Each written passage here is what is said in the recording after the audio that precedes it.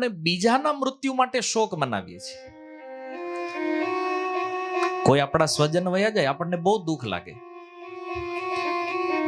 આપણને શોક પણ એટલો થાય. પણ ગીતામાં ક્લિયર ભગવાન કહે છે, અર્જુન નત્વમ શોચી તુમાર હસી, તારે શોક કરવાની જરૂર નથી. કેમ ના પાડે છે ને? કારણ કે શોક એટલે નથી કરવાનો કે જન્મ થયો છે તો જવાનું તો છે જ. કોઈને વહેલા, કોઈને મોડું, પરમેનન્ટ અહીંયા કોઈ નથી, બધા ટેમ્પરરી છે. અને બધાની પોતપોતાની એક અવધિ છે. આપણે એમ વિચારતા હોય કે આ સ્વજન અમને છોડીને કેમ વયા ગયા, પણ એ આપણું એક અજ્ઞાન છે કે જે આપણા હતા જ નહીં એને આપણે પોતાના માની લીધા છે. જો સંસારમાં દુઃખનું કારણ આસક્તિ છે, એટેચમેન્ટ. એ ચાહે વ્યક્તિમાં હોય કે વસ્તુમાં હોય, ક્યાંય પણ આપણે દુઃખી થઈ રહ્યા છીએ તો એનું કારણ આપણી આસક્તિ છે. અને આસક્તિ છે એટલે દુઃખ છે.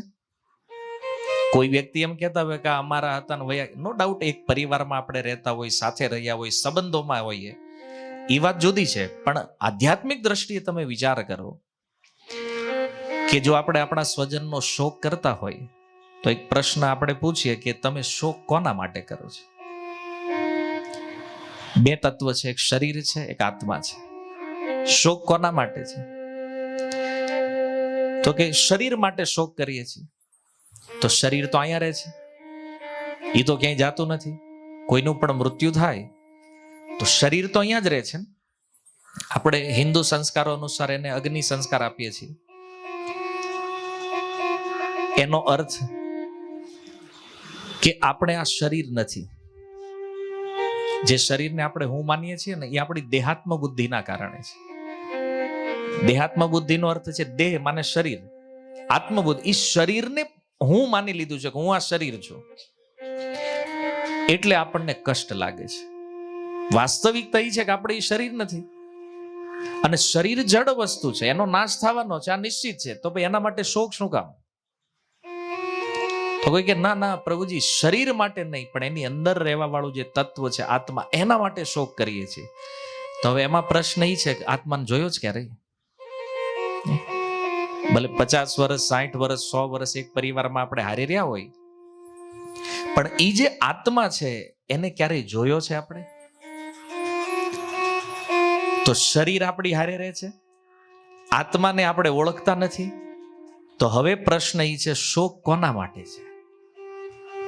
શોક શું કામ? તો આનું મૂળ કારણ છે આપણું અજ્ઞાન. નથી આપણને શરીરના વિષયમાં જ્ઞાન, નથી આત્માના વિષયમાં જ્ઞાન, અને એટલે આપણે શોક કરીએ છીએ.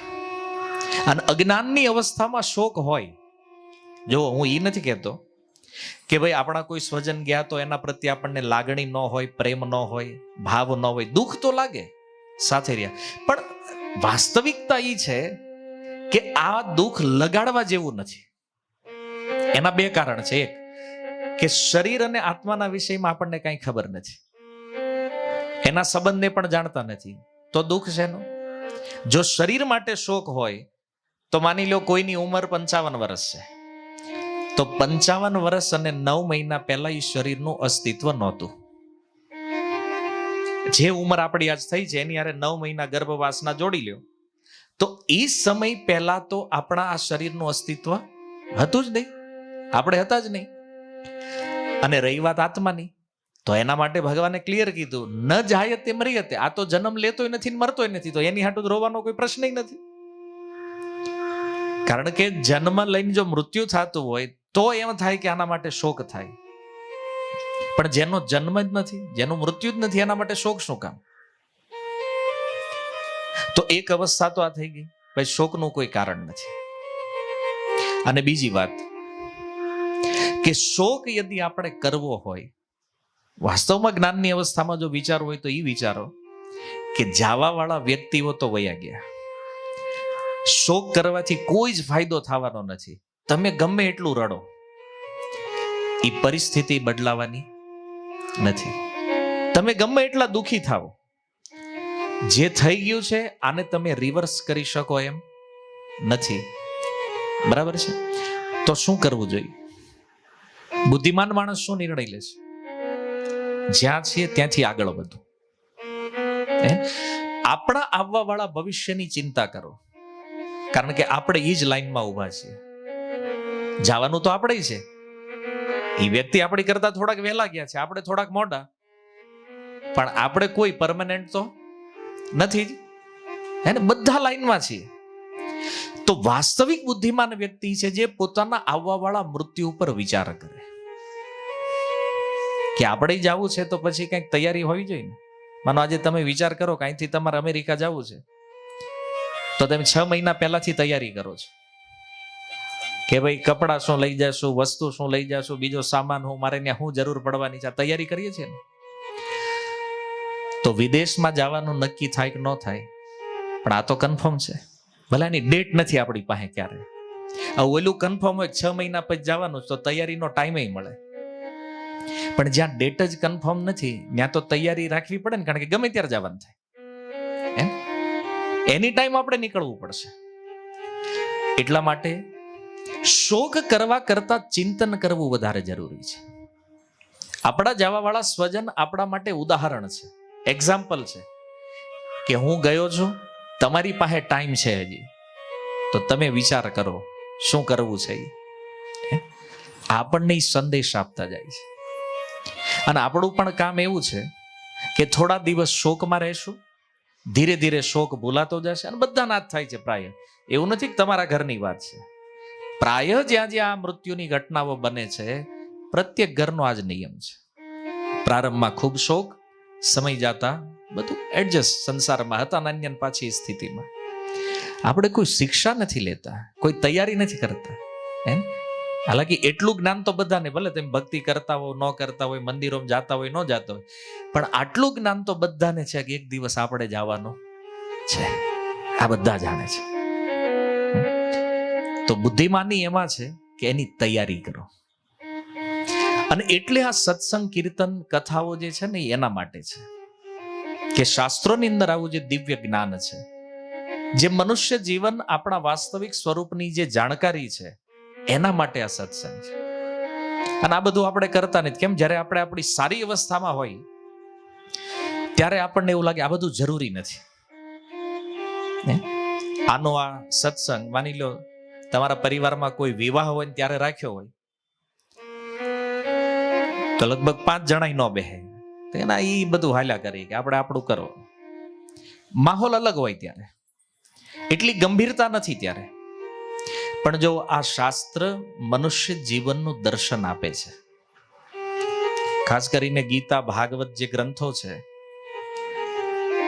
આમાં આવી દિવ્ય સુંદર વાતો છે કે જેના દ્વારા આપણે આપણા જીવનને સફળતા બાજુ લઈ જઈ શકીએ. આજકાલ લોકો વધારે વિચારે સક્સેસ કેવી રીતે થઈ શકાય, અથવા સફળ છે કોણ. આજ લોકો સેમિનાર કરે છે ને, how to success, 7 days success, 7 દિવસમાં સફળ થઈ જાવ. સફળતા શું છે? માની લો આપણે એવું વિચારતું કે આપણી પાસે બહુ મોટું બેંક બેલેન્સ છે, આ સફળતા છે? આ જીવન જીવવા માટે, વ્યવહાર કરવા માટે આપણે ધન કમાઈએ, બિઝનેસ કરીએ, એમાં કઈ વાંધો નથી. એ તો આપણું વ્યવહારિક કર્તવ્ય છે. પણ આપણને એમ થાય કે આપણી પાસે 200-500 કરોડનું બેલેન્સ થઈ ગયું છે, તો આપણે સક્સેસ છીએ. આમાં ઘણા તમે ના પાડો છો કે આ સફળતા નથી. શું કામ નથી? કારણ કે આપણી 4 સમસ્યાઓ જે છે ને, એમાં આ બેલેન્સ તમને કઈ કામ ન લાગે. કઈ 4 સમસ્યા છે આપણી? જન્મ, મૃત્યુ, જરા અને વ્યાધિ. આ બેલેન્સ આપણને એમાં હેલ્પ ન કરીએ. એ શરીરને જીવાડીએ કે શરીરના ભોગો લાવીએ કે શરીરને સારી ફેસિલિટી, સુવિધાઓ આપીએ કે, પણ આ 4 સમસ્યામાં કોઈ જ હેલ્પ થાય નહીં. માની લો ક્યારેક એવો રોગ લાગુ પડી જાય, આપણી પાસે બેલેન્સ ગમે એટલું હોય, પણ પછી ડોક્ટર એમ કે હવે તો ભગવાનને પ્રાર્થના કરો, કારણ કે હવામાં અમે કઈ કરી ન હોય. પણ આપણે કહીએ સાહેબ 2-5 કરોડ તમારામાં ટ્રાન્સફર કરી દઈએ, થાય હજી. ધન જીવન જીવાડી શકે આપણને, પણ સમસ્યાનો ઉકેલ એમાં નથી. એટલે આપણે એને જો સક્સેસ માનતા હોય તો એ સફળતા નથી. બીજું, વિદ્યા. આજકાલ ભણતરનો ક્રેઝ વધારે છે, એજ્યુકેશન હોવું જોઈએ. તો આપણી પાસે માની લો ગમે એટલી ડિગ્રીઓ હોય, આપણે 4-5 વિષયમાં પીએચડી થઈ ગયા હોય, તો આ ડિગ્રી આપણને આ સમસ્યાથી બચાવીએ કે નહીં? હા, જીવન વ્યવહાર ચલાવવા માટે ચાલે. તમે ડોક્ટર બન્યા હોય, એન્જિનિયર બન્યા હોય, XYZ આપણું કામ વ્યવહાર ચાલે એનાથી. પણ આ 4 સમસ્યામાં ડિગ્રી પણ કામ લાગતી નથી. આ નહીં લાગે કામ. આપણું ક્યાંક નામ મોટું થઈ ગયું હોય, સમાજમાં આપણે ક્યાંક લીડર બન્યા હોય, ક્યાંક પદ ઉપર હોય, કોઈ મુખ્યમંત્રી હોય, કોઈ પ્રધાનમંત્રી હોય, તો પ્રધાનમંત્રી બનવું એ સફળતા છે નથી. 5 વર્ષ જાય તો ત્યાંથી ઉતારી દેવામાં આવશે. જીતી ગયા ઠીક છે, નહીં તો નીકળવું તો પડે જ. અને માની લો બની પણ ગયા, પણ આ 4 સમસ્યાઓનું સમાધાન એમાં પણ નથી. તો હવે વિચારવા જેવું છે ને, સફળતા શું છે? કારણ કે આ બધી વસ્તુઓ આપણને આ દુઃખમાંથી બહાર લાવી શકતી નથી. તો વોટ ઇઝ ધ સક્સેસ? એના માટે શાસ્ત્ર કહે છે સફળતા શું છે? તો ભગવદ્ ગીતામાં એક સુંદર શ્લોક છે, અંતકાલે ચ મામેવ સ્મરણ મુક્ત્વા કલેવરમ. કલેવર કહે છે શરીરને. કહે છે અર્જુન, જ્યારે જ્યારે પણ કોઈ વ્યક્તિ મૃત્યુના સમયે, અંતકાલે ચ મામ એવ, મૃત્યુ સમયે કોઈ મારું સ્મરણ કરે, તો આ ભગવાન કહે છે સૌથી મોટી સફળતા છે. મરતા સમયે ભગવાનની યાદ આવવી. અને શ્રીમદ ભાગવતમાં પણ એક શ્લોક છે કે જન્મ લાભ પરે પુંસામ અંતે નારાયણ સ્મૃતિ. આ મનુષ્ય જીવનનો લાભ શું છે? કે મૃત્યુ સમયે ભગવાનનું સ્મરણ થાય. તમે જીવનમાં કાંઈ પણ કરો, શાસ્ત્ર તમને એમાં રોકતું નથી. તમે સારામાં સારો બિઝનેસ કરો, સારામાં સારી ડિગ્રીઓ લ્યો, સારામાં સારો વ્યવહાર ચલાવો, તમારું નામ બનાવો, એનાથી શાસ્ત્રનો કોઈ વાંધો નથી. પણ તમે સક્સેસ છો એ ક્યારે ગણાશે? કે જ્યારે મૃત્યુ સમયે ભગવાનનું સ્મરણ થાય, તો આપણું જીવન સફળ છે, અને નહીં તો નિષ્ફળ. કારણ કે આખું જીવન 50, 60, 70, 80 વર્ષ આપણે મહેનત કરી જે કાંઈ ભેગું કર્યું છે, આ બધું મળીને જો આપણને અંત સમયે ભગવાનનું સ્મરણ ન કરાવી શકે તો આપણે ફેલ. અને મૃત્યુ સમયે જો ભગવાનનું સ્મરણ થયું તો આપણે સક્સેસ. આ શાસ્ત્રની દ્રષ્ટિએ સફળતા છે. તો એક પ્રશ્ન થાય, આવું કેમ? મરતા સમયે ભગવાનનું સ્મરણ થવાથી થાય શું? અને ઘણા આ શ્લોક સાંભળ્યા પછી એવું પણ વિચાર કરે, તો આપણો ટાઈમ આવે ત્યાં લઈ લેવું એકવાર નામ, સ્મરણ કરી લેશું. પણ આવું થતું નથી પ્રેક્ટિકલ રૂપમાં. શું કામ? કારણ કે પહેલા આપણને ખબર નથી આપણે જવાનું ક્યારે. અને કદાચ થોડી ખબર પડશે તો પહેલાની સ્થિતિ શું હશે? કદાચ મૃત્યુ પહેલા 15-20 મિનિટ બેભાન થઈ ગયા, ઇન્દ્રિયો કામ કરતી બંધ થઈ જાય, ક્યાંય હોસ્પિટલમાં શું, આઈસીયુમાં ક્યાં શું ખબર નથી. તો સ્થાનની ખબર નથી, સમયની ખબર નથી, પરિસ્થિતિ કેવી હશે એ ખબર નથી. તો અંતકાળે આપણને ભગવાનની યાદ આવશે કે નહીં, આ બહુ મોટો પ્રશ્ન છે. અને શાસ્ત્ર સફળતાને કહે છે તો એનું એક કારણ છે કે અંતકાળે જો ભગવાનનું સ્મરણ થાય તો એનાથી ફાયદો શું થાય? તો કહે છે આ 4 સમસ્યાઓ જે છે આનાથી વ્યક્તિ મુક્ત થઈ જાય. આ જન્મ મૃત્યુ જરા વ્યાધિથી, આ અંતકાળે ભગવાનનું સ્મરણ કરવાથી. આની પૂર્વ પણ એક શ્લોક છે ગીતામાં, કે છે યમ યમ વાપી સ્મરણ ભાવમ ત્યજત્યંતે કલેવરમ. કે છે અર્જુન, જે ભાવનું સ્મરણ કરી, જો એક શ્લોકમાં તો આપણે સમજ્યા કે ભગવાનનું સ્મરણ કરીને જો દેહ ત્યાગ કરશું તો ભગવાનને પામશું.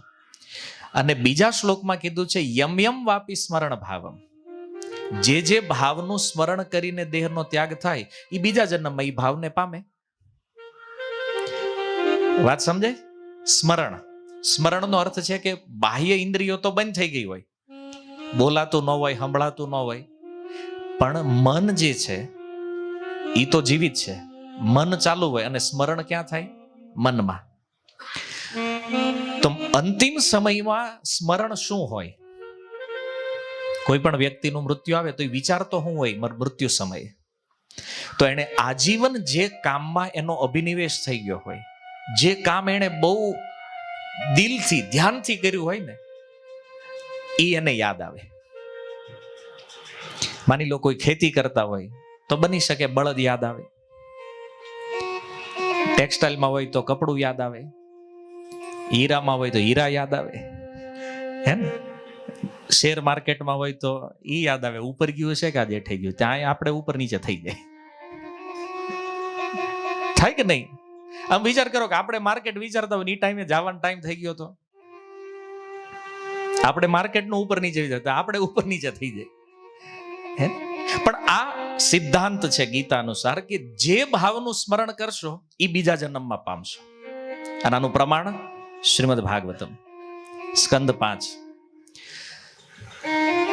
ભગવાનનો એક શક્તિવેશ અવતાર થયો ઋષભદેવ, અને ઋષભદેવના 100 પુત્ર હતા.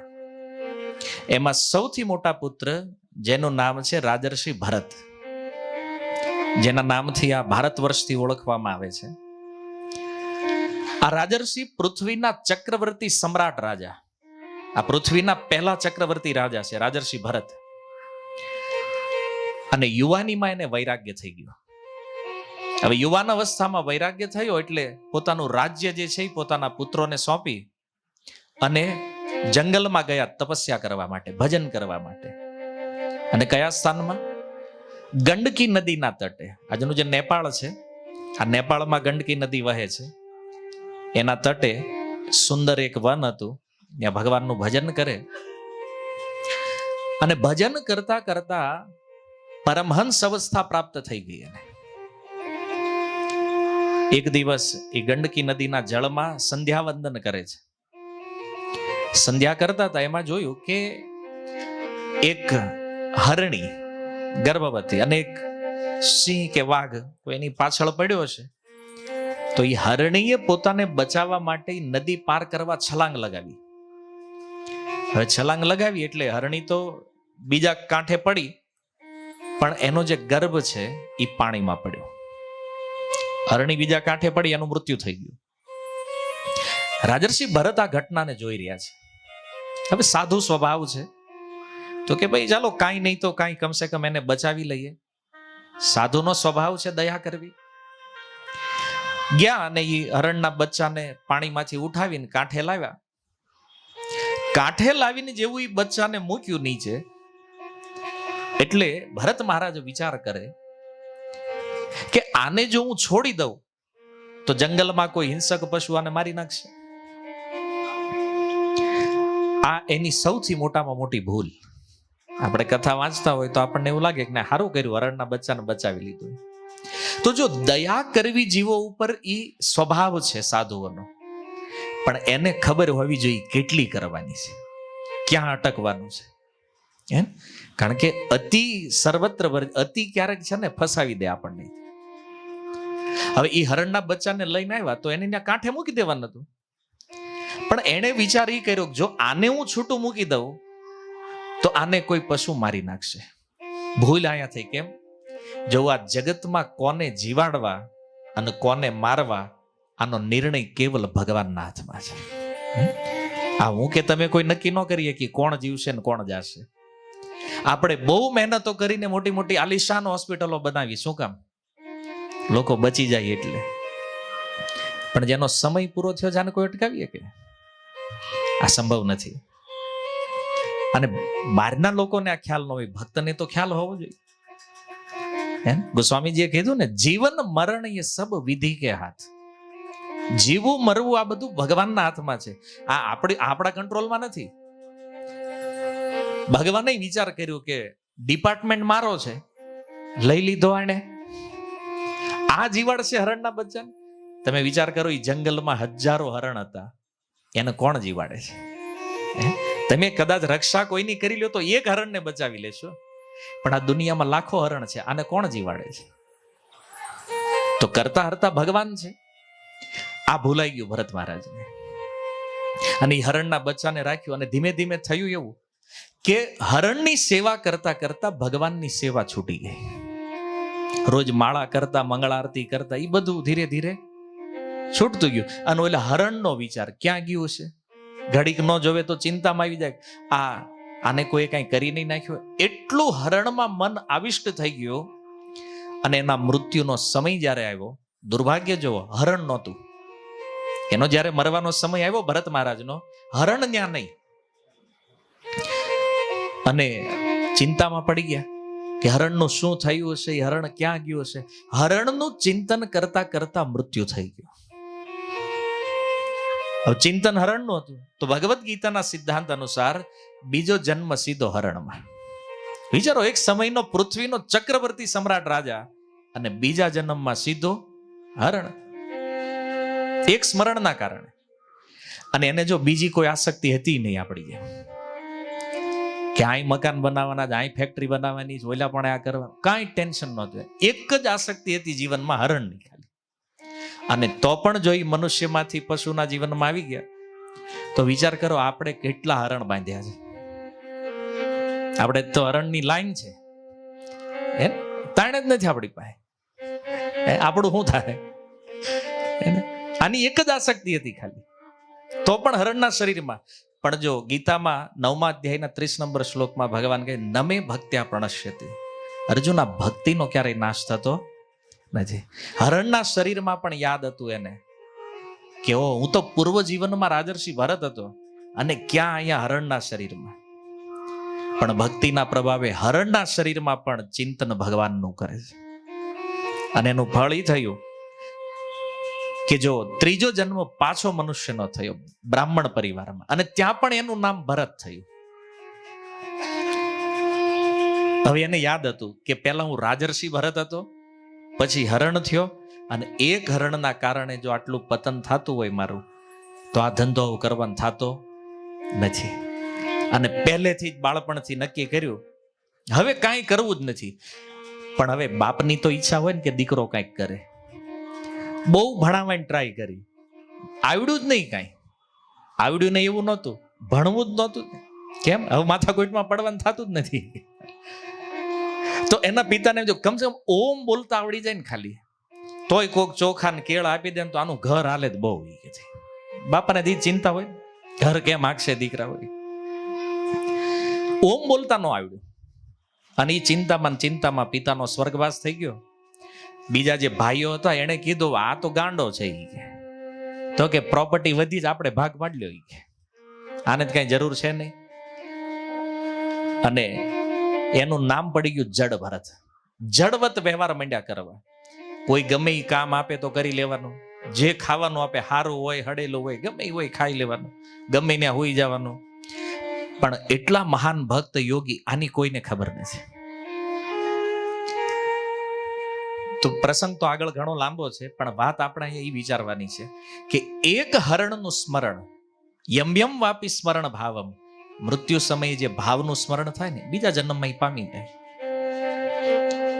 તો આપણે કદાચ અત્યારે એવા અભિમાનમાં હોય કે મારું આ સ્ટેટસ છે, મારું આ લેવલ. મૃત્યુ બધા સ્ટેટસને તોડી નાખે છે.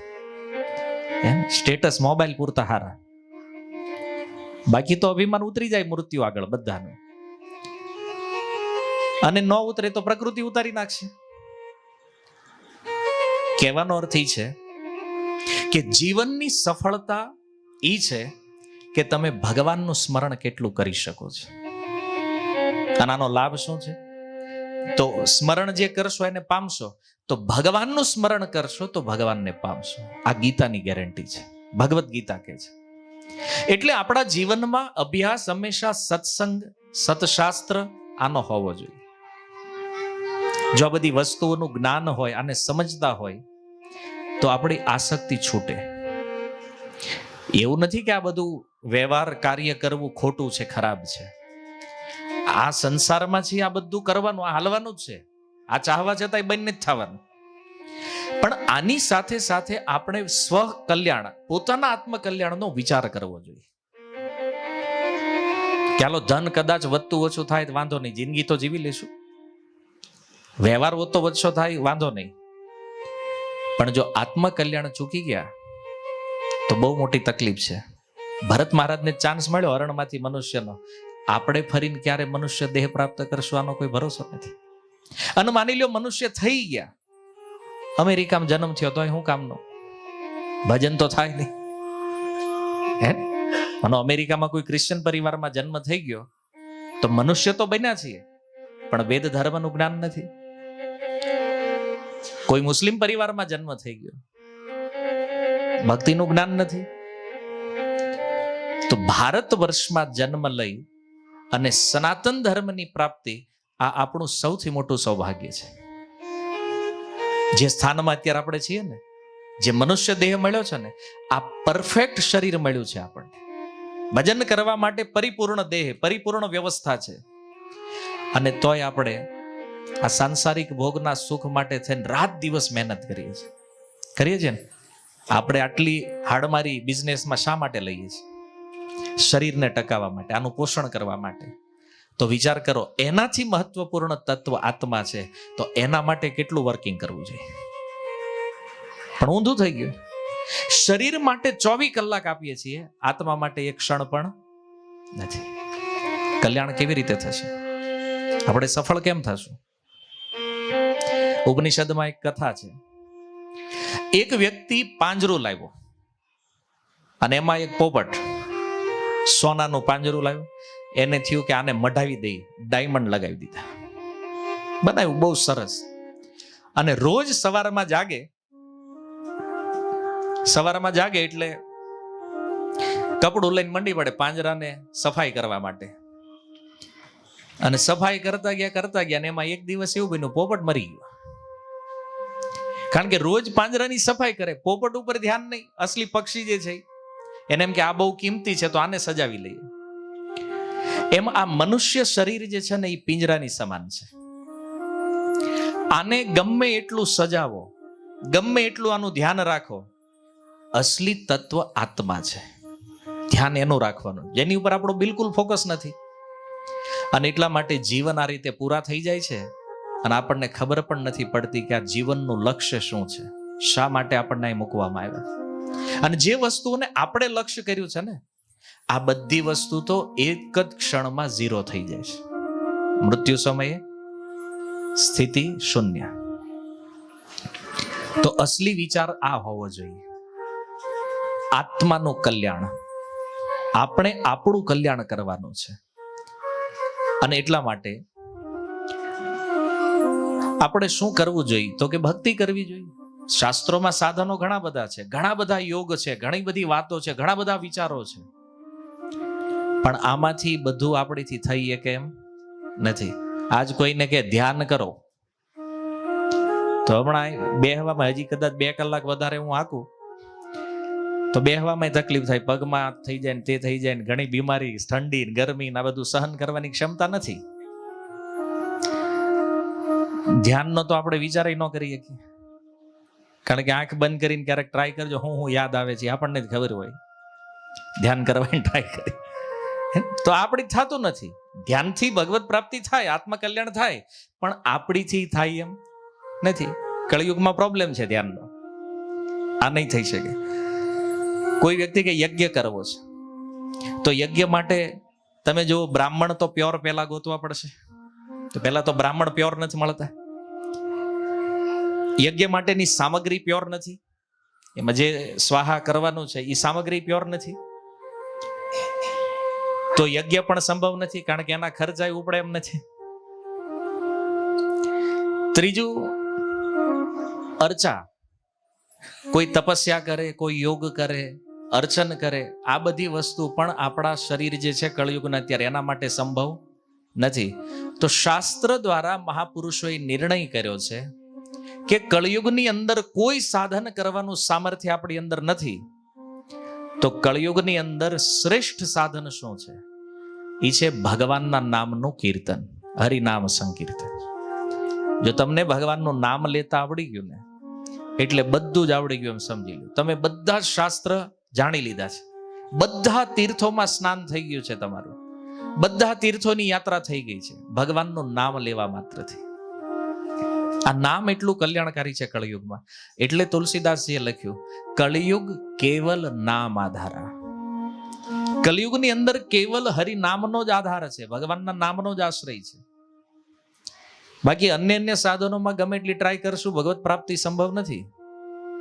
આ તો શાસ્ત્રોની વાત છે. તમે પ્રેક્ટિકલ રૂપમાં પણ જુઓ તો સમજાય કે નરસિંહ મહેતા હોય કે મીરા હોય, જે ભક્તો ભારતમાં થયા છે એના ઇતિહાસ તમે જુઓ, જેને જેને ભગવત પ્રાપ્તિ થઈ છે એનો ઇતિહાસ તમે જુઓ, તો આ બધાને આત્મકલ્યાણ પ્રાપ્ત થયું છે ભગવાનના નામથી.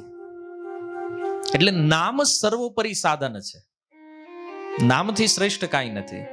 તો હવે નામના રૂપમાં ઘણી દવા છે, કઈ દવા લેવાની? તો બ્રહ્માજી યજુર્વેદના કલિસંતરણ ઉપનિષદમાં કહે છે કે હરે કૃષ્ણ કૃષ્ણ કૃષ્ણ હરે હરે, હરે રામ રામ રામ હરે હરે, ઇતિ ષોડશટકમ નામ કલો કલ્મશ નાશનમ.